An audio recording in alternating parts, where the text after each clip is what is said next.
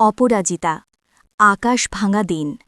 সরলা দেবীর মাথার ওপর যেন আকাশ ভেঙে পড়েছিল। বড় মেয়ে মায়ার বয়স তখন সবে ৫, আর কোল ঘেঁষা ছোট ছেলে অজয়ের ১ বছরও পূর্ণ হয়নি। ঠিক এই সময় হঠাৎ একদিন তার স্বামী মারা গেলেন। স্বামী ছিলেন সামান্য কেরানি, জীবনের সঞ্চয় বলতে কিছুই ছিল না। সন্তানদের জন্য সামান্যতম অর্থও তিনি রেখে যেতে পারেননি। স্বামী চলে যাওয়ার পর সরলা শ্বশুরবাড়িতে আশ্রয় নেওয়ার চেষ্টা করলেন, কিন্তু সম্পত্তিহীন এক বিধবা আর তার ৩ শিশু সন্তানের দায়িত্ব নিতে কেউ রাজি হল না। শ্বশুরবাড়ির লোকজনের কথা, কটাক্ষ আর অবহেলা সহ্য করতে না পেরে এক রাতে সরলা তার ৩ সন্তানকে নিয়ে বেরিয়ে পড়লেন। তার একমাত্র ভরসা ছিলেন তার ফুপাতো ভাই বিপুল। বিপুল তার অসহায় দিদি ও ভাগ্নে ভাগ্নিদের আশ্রয় দিতে রাজি হলেন। ছোট্ট একটি কুঁড়ে ঘরে সরলার নতুন জীবন শুরু হল। ঘামে ভেজা সংগ্রাম। জীবনের কঠিন লড়াই শুরু হল এরপর। সরলা জানতেন চোখের জল ফেলে কোনো লাভ নেই। সন্তানদের মানুষ করতে হবে, বিশেষ করে অজয়কে লেখাপড়া শেখাতে হবে, এই ছিল তার একমাত্র লক্ষ্য। তিনি শুরু করলেন গায়ে খোটা কাজ। কখনো লোকের জমিতে দিনমজুরি, কখনো চাল ভেঙে দেওয়া, কখনো বা অন্যের বাড়িতে বাসন মেজে দেওয়া। ৮ পৌরে শাড়িতে বাঁধা জীবনের প্রতিটি মুহূর্ত ছিল কঠোর পরিশ্রমে মোড়া। ২ মেয়ে মায়া ও খুশি মায়ের কষ্ট দেখত। তারাও ছোট ছোট কাজে মাকে সাহায্য করত। সরলার দিন রাত এক হয়ে গেল। তার কষ্টার্জিত সামান্য টাকায় কোনো মতে পেট চলত, আর সেই টাকা থেকেই তিনি অজয়ের জন্য বই খাতা কিনতেন। সরলার চোখজোড়া স্বপ্ন দেখত, অজয় একদিন বড় মানুষ হবে। দীর্ঘ সংগ্রামের পর সরলা মায়া ও খুশিকে উপযুক্ত পাত্রে হাতে সঁপে দিলেন।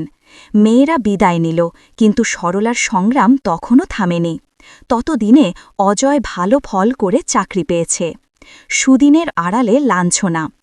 অজয়ের চাকরি হওয়ায় সরলা হাঁফ ছেড়ে বাঁচলেন। তার মনে হল এতদিনের কষ্ট আজ সার্থক। অজয় এবার তার দায়িত্ব নেবে। কিছুদিনের মধ্যেই অজয়ের বিয়ে হল লিপির সঙ্গে। ঘরে এলো পুত্রবধূ। প্রথম প্রথম সব ঠিক থাকলেও কিছুদিনের মধ্যেই সরলার জীবনে আবার অন্ধকার নেমে এলো। পুত্রবধূ লিপি শিক্ষিত হলেও তার মন ছিল সংকীর্ণ। সে শাশুড়িকে বাড়ির বোঝা মনে করতে শুরু করল। সরলার থাকার জায়গা হল রান্নাঘরের পাশের এক চিলতে বারান্দায়। সামান্য কোনো ভুলে বা অকারণে লিপির কাছ থেকে আসতে শুরু করল কঠিন কথা ও তিরস্কার। অজয় তার স্ত্রীর বিরুদ্ধে একটি কথাও বলতে পারত না, বরং মায়ের কষ্টকে এড়িয়ে চলত। সরলা বুঝলেন, যার জন্য তিনি নিজের জীবন তিলে তিলে ক্ষয় করলেন, সেই সন্তানও আজ তাকে লাঞ্ছনা দিচ্ছে। প্রতিদিন সকালে চায়ের কাপ হাতে নিয়ে লিপি বলত, সারা জীবন তো শুধু অজয়কেই মানুষ করলে, এবার একটু সরে থাকো তো। আবার কখনো বলতো, সংসারের সব কাজ কি একা আমার করার দায়িত্ব নাকি? সরলার চোখ থেকে নীরবে জল গড়িয়ে পড়ত। তবুও তিনি চুপ থাকতেন, কারণ এই ঘর ছাড়া আর কোথাও তার যাওয়ার জায়গা ছিল না। আঁচলের ঋণ শোধ। এরই মধ্যে সরলা জানতে পারলেন তার ২ মেয়ে মায়া ও খুশিও তাদের সংসারে ভালো নেই। তাদের স্বামীর আর্থিক অবস্থা ভালো নয়, প্রায়শই অভাবের সঙ্গে লড়াই চলে। যে মা দিনের পর দিন লাঞ্ছনা সহ্য করে চলেছেন, তিনি নিজের কথা ভুলে আবার মেয়েদের দিকে হাত বাড়ালেন। লিপির চোখ এড়িয়ে তিনি নিজের জমানো সামান্য টাকা বা রান্নাঘর থেকে লুকিয়ে রাখা চাল ডাল মেয়ের বাড়ি পাঠিয়ে দিতেন। মায়া বা খুশি যখন আসত, তখন তাদের কাপড়ের ভাঁজে গুঁজে দিতেন ২-১০০ টাকা। একদিন লিপি মায়ের এই সাহায্য করা ধরে ফেলল। সে চিৎকার করে বলল, এ বাড়িতে দুবেলা খাও আর বাইরে বাইরে দান করে বেড়াও, এই জন্যই তোমাদের কখনো উন্নতি হয় না। অজয়ও সেদিন স্ত্রীর পক্ষ নিয়ে মাকে অপমান করল। অপমান আর যন্ত্রণা সরলা সহ্যের সীমা ছাড়িয়ে গেল। তিনি স্থির করলেন, আর নয়। সেই রাতেই সরলা নিঃশব্দে ঘর ছাড়লেন। গন্তব্য ছিল মায়ার বাড়ি। মায়া ও খুশি তাদের মায়েকে দেখে কান্নায় ভেঙে পড়ল।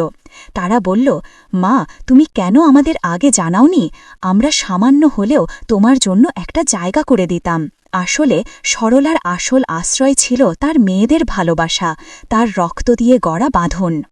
পরের দিন মায়া ও খুশি অজয়ের বাড়িতে এসে সরাসরি তাকে বলল, অজয়, মায়ের ঋণ তুমি শোধ করতে পারলে না। তোমার বড় হওয়াটা শুধুই একটি ভালো চাকরি, ভালো মানুষ হওয়া নয়। অজয়ের টনক নড়ল, কিন্তু ততদিনে সরলা তার জীবনের সবচেয়ে বড় সত্যটি জেনে গেছেন। সরলা এখন তার মেয়েদের বাড়িতে পালা করে থাকেন। যদিও তার কষ্টের দিন শেষ হয়নি, তবে তিনি এখন মানসিক শান্তি খুঁজে পেয়েছেন।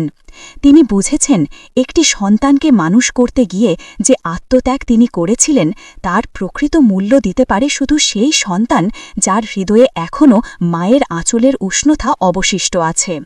সরলা দেবী তার কষ্টের জীবনে ছিলেন এক অপরাজিতা, যিনি হাঁটতে হাঁটতেও কেবল ভালোবাসা আর আত্মত্যাগের জয়গান গেয়েছেন।